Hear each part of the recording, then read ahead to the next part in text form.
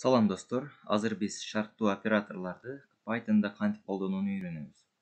Шарттуу оператор алдыга коюлган маселени чечүүдө биз койгон шартка жараша иш аткаруу үчүн керек. Жөнөкөй бир мисал. Бизде 2 сан берилген жана бул сандардын чоңунан кичинесин кемитип жыйынтыкты чыгарып берүү керек. Эми караңыздар, бул жерде коддон саптарды азайтуу үчүн бул түрдө жазсак болот. Бул учурда экранга чыгарууда болгон сандардын арасын пробел менен бөлүп жазуу жетиштүү болот. Ал эми мурдагы коддо enter менен бөлүп жазуу керек болчу. Бирок компьютер бул сандардын кайсынысы чоң, кайсынысы кичине экенин түшүнбөйт. Бардыгы түшүнүктүү жана анык болуш үчүн бул жерге шарт жазуу керек. Шарт жазуу үчүн эң алгач if деген сөз менен башталат. Бул эгер дегенди билдирет. Андан кийин шарт жазылат. Шарттын бир канча түрү бар. Азыр биз салыштырууну карайбыз. Python'da төмөнкүдөй салыштырууларды жүргүзүүгө болот. Булар математика сабагынан билгендей эле. Чоң, кичине, андан кийин үтүр менен бөлүп жазайын. Кичине, эң алгач кичине, андан кийин чоң, андан кийин барабар. Барабар караңыздар, бул жакта 2 барабар менен белгиленет. Андан кийин кичине же барабар, андан кийин чоң же барабар. Мынакей ушундай салыштырууларды жүргүзүүгө болот. Азыр эми маселеге кайталы. Биз 2 санды салыштырышыбыз керек. Эгерде биринчи сан А саны Б сандан чоң болуп калчу болсо, анда шарт жазганда бул жака шарт жазылып, шарттан кийин кошточка коюлуш керек. Кошточка коюлгандан кийин enterди басабыз. Караңыздар, бул жерде бир пробелдик аралык калды. Бул эмнени билдирет? Бул деген биз азыр ушул шарттын ичиндебиз. Эгер бул шарт аткарылса, анда биз ушул ичиндеги кодду аткарабыз. Бул жердеги шарт 2 гана жыйынтыкты кайтарат. Бул true жана false. True деген чындык, false деген жалган. True деген бул албетте бул жердеги шарт аткарылса, анда true.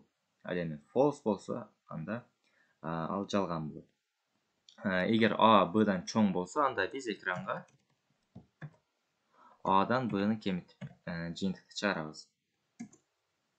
Эгерде бул жер false кайтарып калса, жалган болсо, А Бдан чоң эмес болсо, анда бул шарт аткарылбайт. Ал кийинки кодго өтөт. Кийинки сапка өтөт. Кийинки сап дегенде бул printке өтпөйт. Анткени print ifке тиешелүү. Ошондуктан ал бул жакка өтөт. Бул жакта биз экинчи шартты жазабыз. Экинчи шартты жазыш үчүн elif деп жазышыбыз жетиштүү. Elifке бул экинчи шартты жазабыз. Экинчи шарт эгерде А Бдан кичине болуп калчу болсо, анда экранга Бдан Аны кемитип жыйынтыкты чыгарабыз. Эгерде үстүндөгү шарттар аткарылбай калса, башкача айтканда 2 сан бири-бири менен барабар болуп калса, караңыздар, бул жерде 3 гана шарт болушу мүмкүн. Же А Бдан чоң болушу мүмкүн, же Б Адан чоң болушу мүмкүн, же болбосо экөө барабар болушу мүмкүн. Бул жерде башка шарт калбагандыктан бул жерге else деп жазабыз. Else деген бул же болбосо үстүндөгү шарттардын бирөө да аткарылбаса, ага шарттын кереги жок, анткени бул өзү шарт болуп турат. Анда экранга 2 сан барабар деген жазууну чыгарабыз. 2 сан барабар. Мынакей. Эгер программаны иштетсек,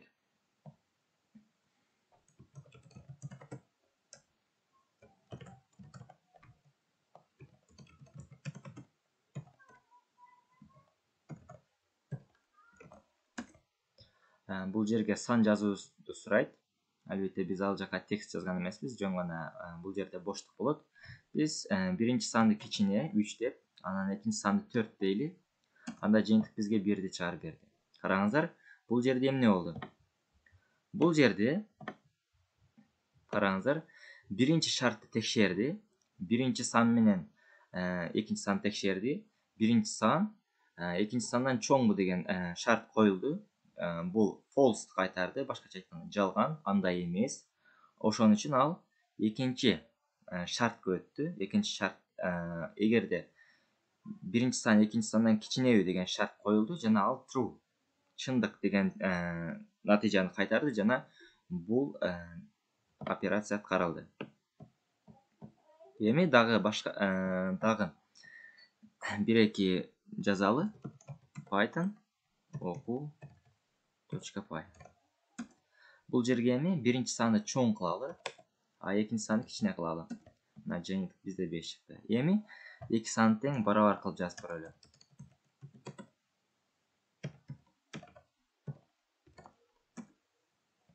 Экөө тең 4 болсун. Анда бизге эки сан барабар деген жыйынтыкты чыгарып берди.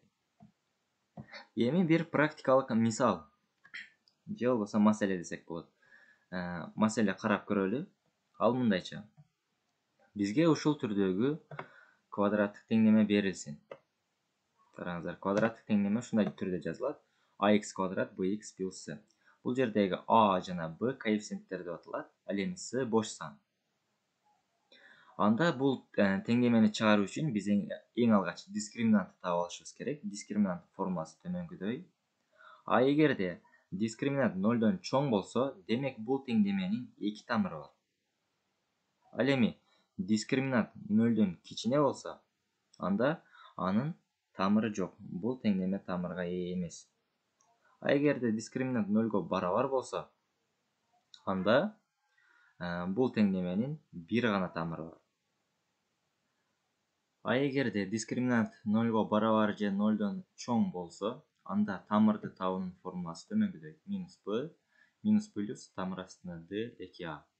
Бул жерге неге минус плюс? Анткени x'тин эки тамыры болушу мүмкүн.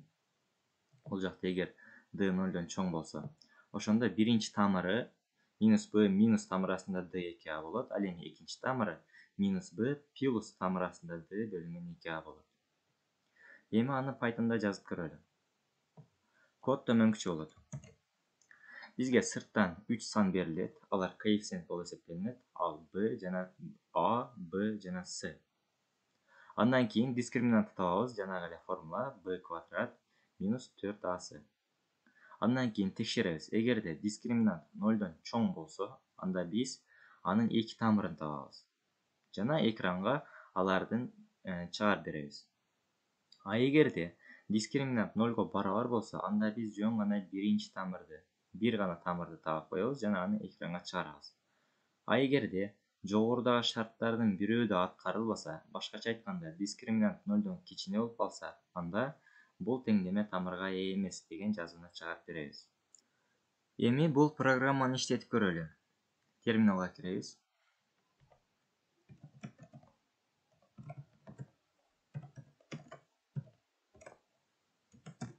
Жана бул жерге эки коэффициентти жана бош санды жазабыз. Биринчи коэффициент минус 3 болсун, андан кийин 4, андан кийин 1 болсун. Программаны иштетсек, мынакей эки тамыры бар экен. Жана аларды жыйынтык катары чыгарып берди. Дагы бир жолу иштетели. Эми ушундай кылып иштетели. Бул жерде бул теңдеме тамырга ээ эмес болгудай кылып. Ал үчүн болгону бул жактагы экинчи коэффициенттин квадратынан чоң болуш керек. Ал үчүн бул жака бир чоң санды жазалы. 23 болсун, андан кийин 4, андан кийин бул жака 1 деп жазалы. Жана караңыздар, бул теңдеме тамырга ээ эмес деген жыйынтыкты чыгарып берди. Ушуну менен бүгүнкү сабак аягына жетти. Жаңы видео сабактарды өткөзүп жибербөө үчүн каналга катталыңыздар жана коңгуроону басканды унутпаңыздар. Жана ошондой эле видео жаккан болсо лайк басып, комментарийге оюңуздарды калтырып коюңуздар. Көңүл бурганыңыздар үчүн чоң рахмат. Кайрадан көрүшкөнчө.